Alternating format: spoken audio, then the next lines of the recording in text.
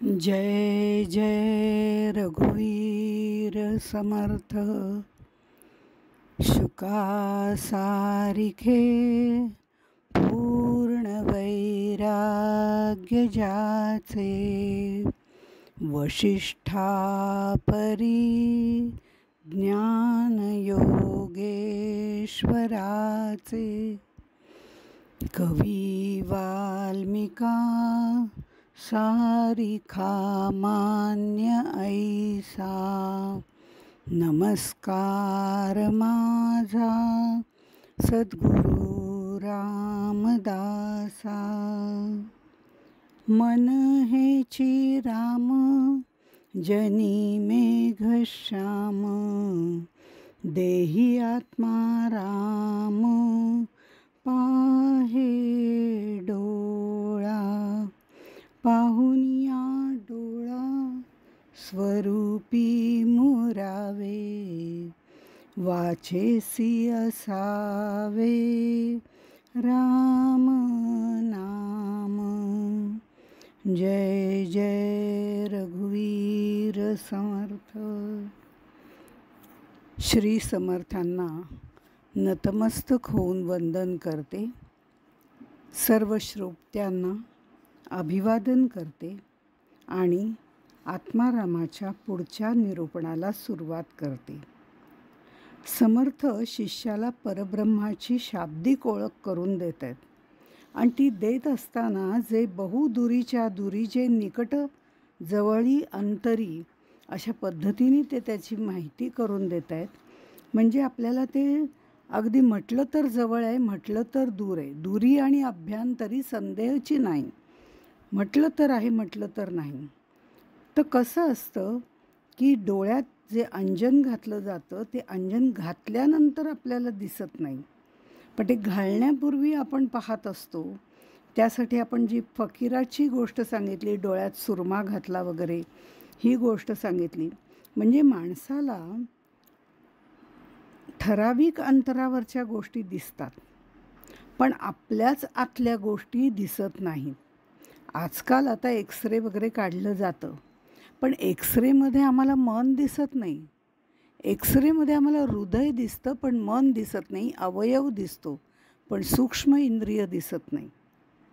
त्याप्रमाणे हे परब्रह्म अत्यंत सूक्ष्मात सूक्ष्म असं आहे आणि त्यामुळे ते आम्हाला नीट दिसत नाही। ते आमच्या आत असलं तरी दिसत नाही आणि खूप दूर आहे म्हणूनही दिसत नाही। शिवाय आणखीन निकट आणि दुरी याचा एक अर्थ असा, ज्ञानी माणसाला परब्रह्म जवळच आहे, कारण त्याला सर्व गोष्टींमध्ये चैतन्याचा आविष्कार दिसत असतो। अज्ञानी माणसाला ते दूर आहे, कारण त्याला नामरूपात्मक विविधता प्रत्येक गोष्टीत दिसत असते, त्यामागचं तत्त्व दिसत नसतं। त्यामुळे ते तत्त्व आम्हाला खरं म्हणजे आतून बाहेरून सगळीकडनं व्यापून आहे। वस्त्रामध्ये जसा कापूस असावा, दागिन्यामध्ये सोनं असावं, तसं ओतप्रोत भरलेलं आहे। ओतप्रोत म्हणजे आडवे उभे धागे। या आडव्या उभ्या प्रत्येक कण, प्रत्येक धाग्यामध्ये कापूस आहे। तसं ब्रह्मांडामध्ये आत्मतत्व चराचरामध्ये ओतप्रोत भरलेलं आहे। सर्वत्र सर्व रूपाने ते व्यक्त झालं आहे, पण ते नाही अशी जागाच नाही। सर्व विश्वात ते कोंदाटलेलं आहे।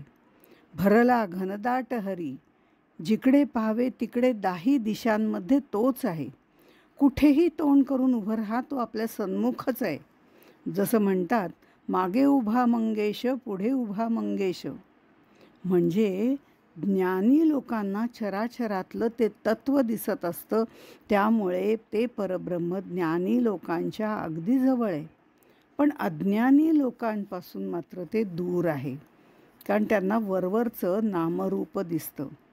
ते आपल्या आतही आहे, आपल्या बाहेरही आहे। म्हणजे घागर पाण्यात टाकावी तर ती पाण्याने आतनंही बुडून जाते आणि बाहेरून बुडलेली असते, त्याप्रमाणे ते आपल्या आत बाहेर सगळीकडे आहे। जिकडे पाहावे तिकडे नीट सन्मुखची आहे। गोपींच्या कृष्ण भक्तीबद्दल वर्णन करताना संत कबीर असं म्हणतात, कबीर क्या कहते हो, जाओ जमुना तीर, एक एक गोपी के प्रेम में बह गए कोट कबीर. गोपींचं कृष्णावर असलेलं प्रेम असं विलक्षण आहे. असं कृष्ण प्रेम करणारे कोणीही जन्माला आलेलं नाही. भगवान गोकुळ सोडून मथुरेला गेले, तिथे द्वारकेला गेले, पण गोपी त्याच्या मागोमाग धावत मुळीच गेल्या नाहीत. का गेल्या नाहीत? त्यांचं द्वैत संपूर्णपणे नष्ट झालेलं होतं. त्या भगवंतमयच झालेल्या होत्या. त्यांना सगळीकडे चराचरात कृष्णच दिसत होता. त्यांचं ब्रह्मांड नाही, जगच कृष्णमय झालेलं होतं. जिकडे पाहावे तिकडे सन्मुखची आहे, अशा तऱ्हेने ते तत्व त्यांना सगळीकडे दिसत होतं. दुरी आणि अभ्यांतरी संदेहची नाही. ब्रह्म म्हटलं तर दूर आहे. ते स्वरूप कष्टसाध्य आहे. ती अवस्था प्राप्त होणं सोपं नाही, म्हणून ती दूर आहे. आणि दूरही नाही, कारण ते आपल्या आतमध्येच आहे. याचा आणखीन एक असा अर्थ आहे की उन्मनी अवस्था ही मनाची परिपूर्ण अवस्था आहे, स्थिती आहे. ती प्रत्येकाच्या अंतर्यामी आहे, जवळ आहे. पण ती अवस्था प्राप्त होणं कठीण आहे, म्हणून दूर आहे. म्हणजे एकाच वेळी ती दूरही आहे आणि जवळही आहे, यात संदेह नाही. म्हणून त्यांनी ते वेगवेगळ्या प्रकारे आपल्याला सांगितलेलं आहे. खरं तर ब्रह्म आपल्या आत बाहेर सगळीकडे आहे ते नाही, असं एकही जागा नाही. एक साधू आपल्या 2 शिष्यांची परीक्षा घेत असतात. त्यांना ते सांगतात, हे फळ मी तुम्हाला खायला देतो आणि ते भक्षण केल्यावर तुम्हाला ब्रह्मज्ञान होईल. पण अट एक आहे, ते खाताना तुम्हाला कोणीही पाहता कामा नये. तुम्हाला कोणी पाहणार नाही अशा ठिकाणी जाऊन ते तुम्ही फळ खा. 2 जणही निघतात. त्यातला एक जण अगदी एकाकी निर्जन असलेल्या ठिकाणी जातो. कोणी बघत नाही ना याची खात्री करून घेतो आणि ते फळ खातो. दुसरा खूप हिंडतो, फळ खाण्याचा विचार करतो, पण त्याच्या लक्षात येतं इथे कुणीतरी मला पाहतोय. शेवटी तो परत येतो. दोघेही परत आल्यावर पहिला जोरात सांगतो, जिथं कोणी नव्हतं तिथं मी फळ खाल्लं. आणि दुसरा म्हणतो, मी कुठेही गेलं तरी भगवंत मला पाहत होता. मला पाहणार नाही अशी जागाच मला मिळाली नाही, कारण तो माझ्या आतबाहेर सगळीकडे आहे असं आपणच सांगितलं होतं. त्यामुळे मी फळ खाल्लं नाही. कारण आत्मस्वरूप म्हणजे माझंच परमात्मस्वरूप सदा सर्वत्र संचले असंच आहे. पण मी मला पाहतच होतो ना. माझं आतलं आत्मस्वरूप मला पाहतच होतं ना. माझ्यातला मी मला पाहतच होता ना. म्हणून त्यांनी फळ खाल्लं नाही. त्याला खरं ब्रह्मज्ञान झालं. पण मायेचा संग जडला म्हणजे दूर आणि जवळ हा भेदभाव निर्माण होतो, द्वैतभाव निर्माण होतो. परब्रह्माचा संग जडला म्हणजे द्वैतभावच विरून जातो. सद्गुरु कृपेनी जीवभाव आत्मस्वरूपात विरून गेला म्हणजे भेद नाही, संदेह नाही. म्हणून समर्थ पुढे आपल्याला जाऊन असं म्हणतात, जे सकळा परीस मोठे, जेथे सकळची आटे, अकस्मात ये कसरे तुटे, मूळ मायेचे श्रीराम. जे सकळाहून मृद कोवळे, जे सकळाहून अत्यंत जवळे, जे सकळामध्ये परी निराळे, अलिप्तपणे श्रीराम. परब्रह्म भूमा आहे. जे सकळा परीस मोठे म्हणजे ते सर्व व्यापी आहे, मोठ्यात मोठे आहे, सगळ्यात मोठं आहे, विशाल आहे, सर्वाठायी आहे. आत्मा सर्व व्यापक आहे. तो नामरूपाने सर्वत्र व्याप्त आहे. अगदी मुंगीपासून सूक्ष्मात सूक्ष्म अशा अणुरेणूपासून मोठ्यातील मोठ्या अशा गोष्टीला व्यापून आहे. एवढंच व्यापून नाही, तो सर्व व्यापून दशांगुळे उरलेला आहे. त्याच्या एवढा मोठा कोणीही नाही. म्हणजे भूमा आहे. जे स्वाभाविक आहे, सामान्य आहे, ते आपल्याला जाणवत नाही. म्हणजे कसं आहे, ते भूमात भूमा आहे आणि सामान्यात सामान्य आहे. कारण स्वाभाविक आहे ते आपल्याला जाणवत नाही. माणसाच्या हृदयाचं स्पंदन चालू आहे, पण ते आपल्याला जाणवत नाही. ते स्पंदन चालू आहे म्हणून मला थांबून दुसरं काही करावं लागत नाही. माझ्यातलं पचन चालू आहे, पण ते मला जाणवत नाही. श्वासोच्छ्वास चालू आहे, पण तोही मला जाणवत नाही, कारण तो सहजपणे सामान्यपणे चालू राहतो.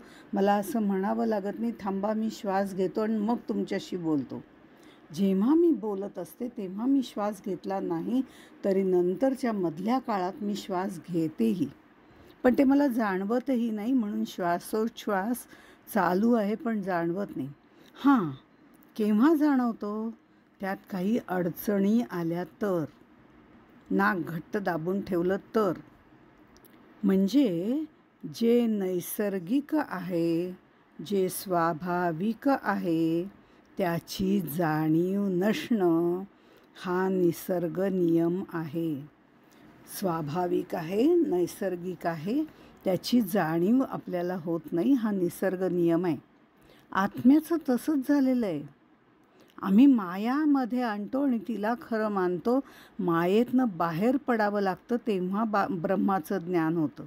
जे परब्रह्म आहे, जे आत्मस्वरूप आहे, जे ज्ञान आहे, ते आम्हाला खरं म्हणजे प्राप्तच आहे.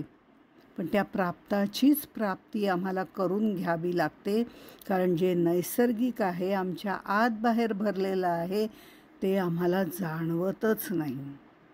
हा मी तिथे येऊन बसतो. म्हणून समर्थ म्हणतात, जे सकळांमध्ये चराचरात भरलेलं आहे, अणुरेणूत भरलेलं आहे, भूमात भूमा आहे, परिनिराळे अलिप्तपणे. ते सकळांमध्ये असून सुद्धा ते वेगळं आहे. म्हणजे गीतेतला श्लोक आहे, मत्स्थानी सर्व भूतानी, त्याप्रमाणे ते आहे. पण समर्थांनी दासबोधात गोपूर बांधणाऱ्याची उपमा दिलेली आहे. ते म्हणतात, गोपूर कसं निर्माण करायचं हे त्याचीच कल्पना आहे. ते निर्माण त्यानेच केलेलं आहे. त्याचं मन त्याच्यात त्यांनी ओतप्रोत भरलेलं आहे. हे सगळं जरी खरं असलं तरी गोपूर निर्माण करणारा हा त्यापेक्षा निराळा आहे. एवं जगदीश तो वेगळा, एवं जगदीश तो वेगळा, जगनिर्माण त्याची कळा, तो सर्वांमध्ये परिनिराळा असोनी सर्वी. दासबोधातल्या 8व्या दशकामध्ये त्यांनी म्हटलेलं आहे. म्हणजे तो सगळ्यामध्ये भरून उरलेला आहे, तरी सगळ्यांपासून तो निराळा आहे. आता सगळ्यांमध्ये भरून उरलेला, चराचरात भरलेला आहे, पण तरीही तो निराळा आहे. त्याचं अस्तित्व वेगळं आहे. यासाठी आदरणीय किशोरजी व्यास आपल्याला एक छान उदाहरण देतात. ते म्हणतात, हे आपल्याला पटण्यासारखं उदाहरण आहे बघा, की सगळ्यांमध्ये तरी निराळा कसं. परदेशात मुलगा राहत असतो, तिथे तो राहतो, बरेच दिवसांनी आपल्या घरी परत येतो, सगळेजण त्याची आतुरतेने वाट बघत असतात. तो आल्यानंतर बहीण त्याला प्रेमाने भेटते, तिला तो जवळ घेतो, तिला तो भाऊ म्हणून भेटतो. नंतर त्याला त्याचा भाऊ भेटतो, त्याचा हात तो नम्रतेने हातात घेतो आणि त्याला भाऊ भाऊ भेटल्याचा एक वेगळा आनंद होतो. नंतर त्याचा मुलगा धावत धावत तिथे येतो, त्याला तो वात्सल्याने उचलून घेतो. तिथेही वात्सल्य रूपाने तो त्याच्या मुलालाही भेटतो. आई वडिलांना श्रद्धेने नमस्कार करतो, ते प्रेम एक वेगळंच असतं. बायकोला प्रणय भावनेने कवटाळतो. आता या प्रत्येक स्पर्शामध्ये ती व्यक्ती तीच आहे. कोणाची बायको आहे, कोणी त्याची बायको आहे, कोणी बहीण आहे, कोणी भाऊ आहे, कोणी मूल आहे, पण या सगळ्यांना ती एकच व्यक्ती भेटत असते. पण त्या प्रत्येक स्पर्शामध्ये ती व्यक्ती आहे, पण तो स्पर्श म्हणजे ती व्यक्ती नाही, कारण ते स्पर्श वेगवेगळे आहेत. पुन्हा हे सगळं जरी असलं तरी त्याची स्वतःची आयडेंटिटी मिस्टर XYZ अशी वेगळीच आहे. परब्रह्माची आयडेंटिटी वेगळीच आहे. तो सर्वांमध्ये परिनिराळा प्रत्येकामध्ये राहतो, त्यावेळेला तो वेगवेगळा असतो, पण त्याचं स्वतःचं सच्चिद आनंद स्वरूप निर्गुण निराकार रूप हे वेगळंच आहे. जेव्हा ब्रह्माचं ज्ञान होतं त्यावेळेला जग मिथ्या आहे हा अनुभव येतो. त्यामुळे सर्व चराचर आटून गेलेलं असतं. ते सगळं चराचर नाही, अस्तित्वात नाही असा अनुभव येतो. पण जेव्हा या जगाच्या मध्ये मी माझे हे बंधन असतं, त्या मायेचं बंधन असतं, तेव्हा ते वेगळं वेगळं नामरूपाने दिसतं. पण जेव्हा या मी माझेच्या बंधनातून तो मोकळा होतो तेव्हा मायेची नश्वरता त्याला कळते. आणि हे सगळं ब्रह्माचं वेगवेगळ्या पद्धतीने केलेलं त्याचं वर्णन पुढच्याही ओव्यांमध्ये त्यांनी केलेलं आहे. ते करताना ते शिष्याला ब्रह्मस्वरूप शाब्दिक रूपाने समजावून सांगतात. ते पुढे जाऊन म्हणतात त्याचं स्वरूपच वेगळं आहे. ते कसं आहे? जे हाले ना चाले, जे बोले ना डोले, आवेगे आपणची संचले, एकले एकटची ते श्रीराम. स्वरूप निस्संग, निर्विकार, स्थिर, निश्चल असं आहे. ते कधीच हालत नाही, बोलत नाही, डोलत नाही, विकार पावत नाही. तरीही ते स्वयंसिद्ध आहे, स्वसंवेद्य आहे, परिपूर्ण आहे.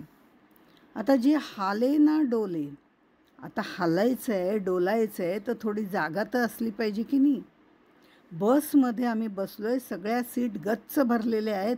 एक माणूस येतो आणि म्हणतो अहो थोडं सरकून घ्या ना. अहो कसं शक्य आहे? इथे जागा तरी आहे का?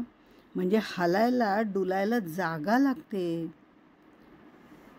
पण ही जागा जी हाले ना चाले, चालायला सुद्धा इकडून तिकडे जायला जागा पाहिजे ना. म्हणजे स्पेस पाहिजे, पोकळी पाहिजे, त्याशिवाय चालणार कसं? अर्थात आता हे चालणं आणि बोलणं, व्यवहार करणं असाही त्याचा अर्थ होतो बरं का. गीतेत नाही का, स्थितप्रज्ञस्य का भाषा आणि किमासीत व्रजेत किम असं त्यांनी म्हटलं आहे. म्हणजे तो चालतो कसा, बोलतो कसा, हे चालणं बोलणं हा व्यवहार करणं सुद्धा आहे. तो वागतो कसा, व्यवहार कसा करतो.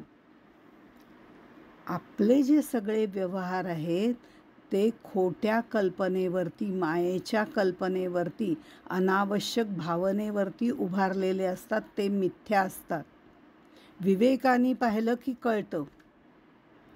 परब्रह्म व्यवहार करत नाही, चालत नाही, बोलत नाही, व्यवहार करत नाही, कारण त्याला सगळं मिळालेलं आहे. तो पूर्णात पूर्णमिदम आहे.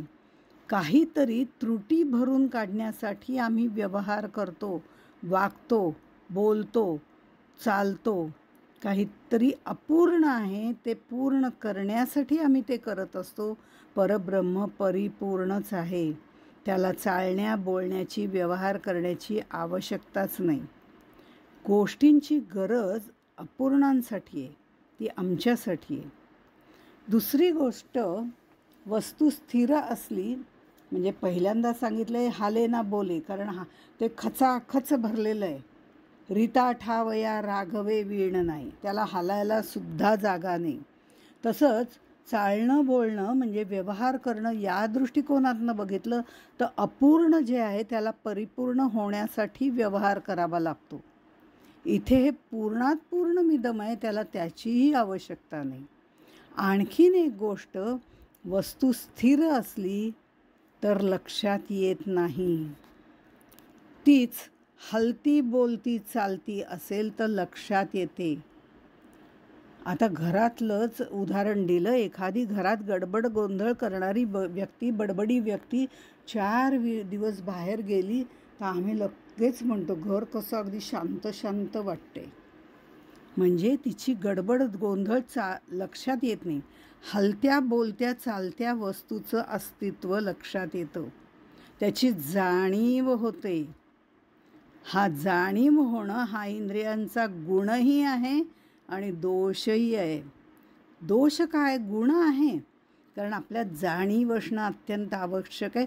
परब्रह्माचं ज्ञान होईपर्यंत सूक्ष्म जाणीव आवश्यक आहे. अहमची ती आवश्यक आहे.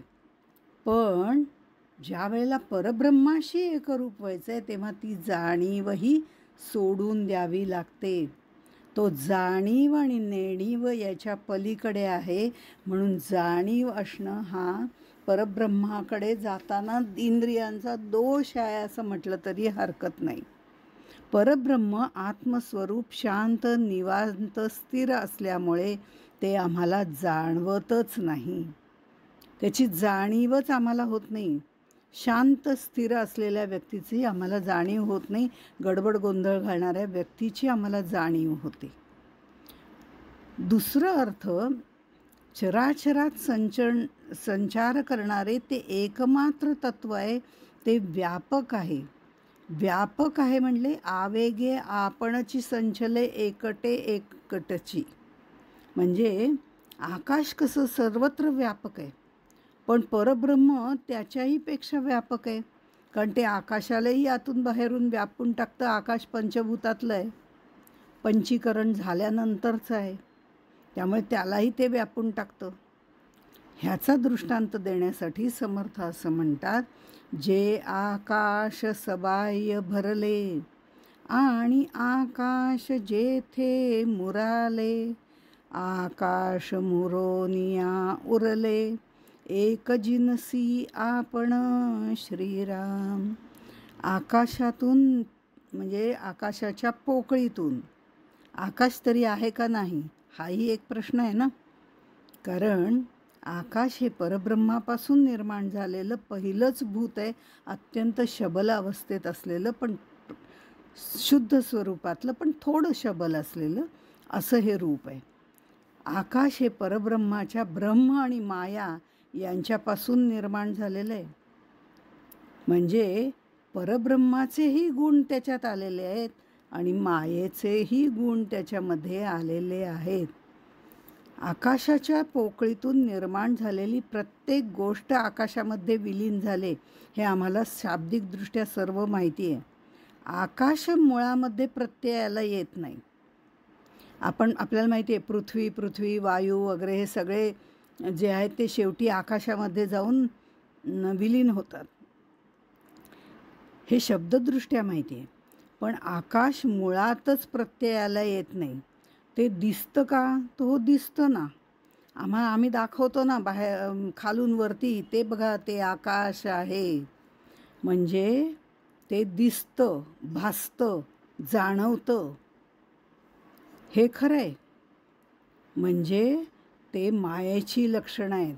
पण जसजसं त्याच्या जवळ जावं तसतसं ते दूर जातं, ते प्रत्ययाला येत नाही. चार्वाकवादी जे आहेत ते आकाश हे भूत मानत नाहीत. ज्यांचा भाव ज्या गोष्टींना कळतो त्याच गोष्टींना त्याचा अभाव कळतो, हा नियम आहे. म्हणजे प्रत्यय येत नाही म्हणून ते नाही असं नाही. आकाश भासतं, त्याचा प्रत्यय येतो, पण ते आहे असंही म्हणता येत नाही आणि ते नाही असंही म्हणता येत नाही. त्याचा अभाव आहे असंही नाही आणि त्याचा भाव आहे असंही नाही. म्हणजे येन यस्य भावो कल्पयते तेन तस्य अभावो अपि कल्पयते असा नियम आहे. ज्याचा भाव ज्या गोष्टींनी कळतो त्याच गोष्टींनी त्याचा अभावही कळतो. घडा आहे हा भाव आम्हाला कळतो, पण तो फुटला की त्याचा अभावही आम्हाला कळतो. म्हणजे एखादा बोलतोय, ते शब्द आपल्या कानावर ऐकू येत आहे, कोणतरी सांगतंय हे आम्हाला कळतंय ना. पण कोणतरी सांगतंय हे कान किंवा डोळे सांगू शकत नाही. हां, मला त्याचं ऐकू येतं आहे हे मला शब्दांनीच सांगावं लागतं. जे व्यापक आहे, सूक्ष्म आहे, दोन्ही आहे. जे व्यापक असतं जेवढं व्यापक तेवढं सूक्ष्म. तसंच हे पोकळीचं आहे. स्पेस ज्याला म्हटलं जातं. आकाश ही पोकळी आहे, त्याची निर्मिती झालेली आहे आणि ज्याची निर्मिती होते त्याचा नाशही होतो. आकाशाच्या पोकळीतून निर्माण झालेली प्रत्येक गोष्ट आकाशामध्ये विलीन होते. तसंच आकाश ज्यातून निर्माण झालेलं आहे म्हणजे परब्रह्मातून निर्माण झालेलं आहे ते त्या परब्रह्मातच विलीन होतं. पण ब्रह्म जसंच्या तसंच असतं. सर्वव्यापी आकाशाला सुद्धा सामावून घेणारं हे परब्रह्म तत्व आहे. बरं, सर्व गोष्टी सामावून घेतल्या तरी परब्रह्म जसं आहे तसंच आहे. त्याची आयडेंटिटी वेगळीच आहे. त्यात वाढ होत नाही, त्यात घट होत नाही. आपूर्यमाण मचल प्रतिष्ठा त्याप्रमाणे. जे चळे ना ढळे, हे पुढचं त्यांनी ब्रह्माबद्दल सांगितलेलं आहे. जे चळे ना ढळे अग्नीमध्ये न जळे, जे चळत्यामध्ये परी न कळे, उदकी बुडे ना श्रीराम, जयास कोणीच नेईना, चोरू जाता चोरवेना, कल्पांत आला तरी वेचेना, अणुमात्र श्रीराम. इथे बरंचसं काही काही गोष्टीत भगवद्गीतेतलं साम्य आपल्याला आढळतं. आणि आदरणीय चिंचोळकर तर स्वतः म्हणतात की भगवद्गीतेचा पूर्णपणे असा मोकळेपणाने केलेला अनुवाद, स्वच्छंदपणे केलेला अनुवाद म्हणजे दासबोध. भगवद्गीतेतलं नैनम छिंदन्ति शस्त्राणि नैनम दहति पावकः अच्छेदो यमदाह्यो मक्लेद्यो शोष्य एवच, हेच वर्णन खरं म्हणजे समर्थ करतायत. म्हणजे इथे समर्थ असं म्हणतात, ते जाळलं जाऊ शकत नाही, ओलं केलं जाऊ शकत नाही, सुकवलं जाऊ शकत नाही, कापलं जाऊ शकत नाही, तोडलं जाऊ शकत नाही, असं परब्रह्माचं वर्णन केलेलं आहे. म्हणजे शास्त्राशिवाय नव्हे, म्हणजे शास्त्राने आपण ते तोडलं जाऊ शकत नाही वगैरे हे शास्त्राप्रमाणे सांगितले, पण मंत्राप्रमाणे सुद्धा नाही. म्हणजे मंत्रतंत्र यांनी शरीर किंवा आत्मा नाश पावत नाही, आत्मतत्व जाऊ शकत नाही, ते शरीर जातं. मंत्रांनी नाश केल्याची उदाहरणं म्हणजे याज्ञवल्क्यांच्या प्रश्नाचं उत्तर न देऊ शकल्यामुळे शाकल्याचं मस्तक कापलं जाऊन खाली पडलं असं बृहदारण्यकात आहे. ते सर्व शरीराला आहे जे नश्वर आहे, पण आत्म्याला नाही. सर्व चलनवलन होणाऱ्या प्रत्येक गोष्टीमध्ये हे आत्मतत्व सामावलेलं आहे. चल अचल प्रत्येक गोष्टीत आहे हे लक्षात येतं, पण तरीसुद्धा ते तोडलं जाऊ शकत नाही, मारलं जाऊ शकत नाही, ओलं केलं जाऊ शकत नाही. मग हा आत्मतत्व आहे कसं? ते नित्य, सदा सर्वदा, त्रिकाळ, कालातीत, सर्वगत, वस्तू व्यक्ती सर्व काळी एकच रूपाने विद्यमान असणारं, अचल, कुठेही येणारं जाणारं नाही, खचाखच भरलेलं, ज्याला हलायला सुद्धा जागा नाही. जयास कोणीच नाही ना, चोरू जातात चोरवे ना. आता 5 ज्ञानेंद्रिय मन यांनी ब्रह्मज्ञान होत नाही, त्यामुळे मानसिक चोरी करणं शक्य नाही. त्याला आकार नाही. एखाद्या गोष्टीची चोरी करायची म्हटलं तर त्याला आकार हवा ना, पण इथे आकारच नाही, त्याची चोरी कशी करणार? चोरी करायला वस्तूला आकार आणि रूप असावं लागतं. त्याला साधा स्पर्श करता येत नाही, कारण ते अस्पर्श आहे. कारण इंद्रियांनी त्याला स्पर्श केला जात नाही. मग स्पर्शच केला जात नाही तर ते चोरणं दूरच राहिलं. त्याला रंग नाही, रूप नाही, आकार नाही, त्यामुळे झीज नाही, विकार नाही, घडणं मोडणं नाही. कल्पांताच्या वेळेला सुद्धा ते नष्ट होत नाही, कारण सर्व गोष्टी त्याच्यातच विलीन होतात. पण तरीही ते जसंच्या तसंच असतं, त्यामुळे त्याला चोरताही येत नाही, कुठे घेऊनही जाता येत नाही. ते आपल्या आतच आहे, चराचरात भरलेलं आहे, पण आपल्याला त्याला उचलून कुठे नेता येत नाही. म्हणून पुढे ते असं म्हणतात, जे ज्ञानचक्षी लक्षिले ठाव जाये, जेथे आकार भस्मो न जाये, सांगितले ते साकार होये, म्हणून सांगणे न घडे श्रीराम. ऐसे जरी न बोलावे, तरी म्या काय करावे, न बोलताच तू कळावे, तुझ कैसे श्रीराम. चर्मचक्षुच्या मर्यादा आहेत हे आपल्याला माहिती आहे. ज्ञानरूपी डोळा बाकी सर्व पाहू शकतो, अंतर्मुख होऊ शकतो, ओळखू शकतो, जाणू शकतो, पण स्वस्वरूप पाहू शकत नाही, कारण ते ज्ञान विज्ञानाच्या पलीकडे आहे. जेथे ज्ञान आणि अज्ञान दोन्ही मुरावं लागतं, ज्ञान विज्ञान ते मुराले असं म्हटलं, माऊलींनी म्हटलेलं आहे. हे दोन्ही विरून जातं, मुरून जातं, त्यावेळेला त्याचं ज्ञान होतं. पण कसं आहे, मी जर तुला सांगितलंच नाही तर तुला कळणार कसं?